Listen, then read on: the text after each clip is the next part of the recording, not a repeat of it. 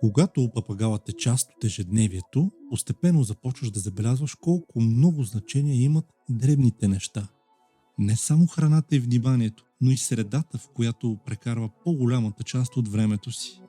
Дъното на клетката често остава на заден план, а всъщност тя е мястото, с което папагалът има постоянен контакт. За по-лесно почистване обикновено се използва хартия, но изборът и не винаги е безобиден.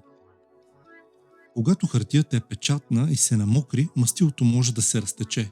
Любопитството на папагала понякога е напълно достатъчно, за да опита нещо, което не бива.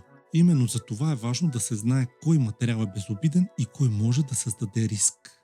Много често стопаните постилат дъната на клетките с части от вестник, части от списания или други неща от книги, което изобщо не е препоръчително. Защо? Защото когато пиленцето се къпе и изхвърли част от водата, тези вестници се омокрят, изпускат част от мастилото и след това, когато пиленцето слезне долу на земята, може да погълне част от тези мастила, които повечето действат токсично. От друга страна, самия вестник, ако не се подменя често, може да мухляса и самия мухъл да бъде източник на токсини за папагалчето.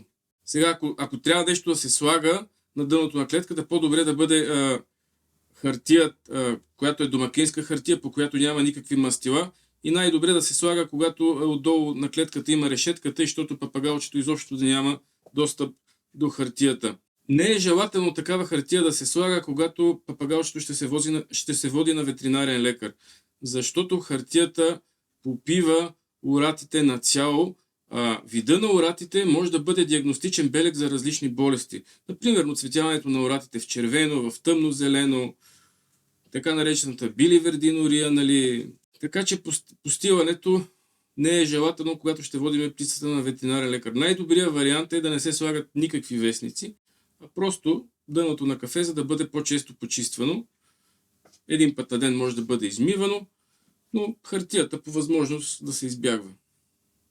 Грижата за папагала се изгражда от навици, които с времето стават част от ежедневието. Понякога една проста промяна, като правилният избор на хартия на дъното на клетката, може да има по-голямо значение, отколкото изглежда на пръв поглед. Когато се внимава с детайлите и се доверяваш на съветите на специалисти, средата става по-безопасна, а самият папагал по-спокоен и защитен. Точно тези малки решения създават условията за по-здравословен и пълноценен живот.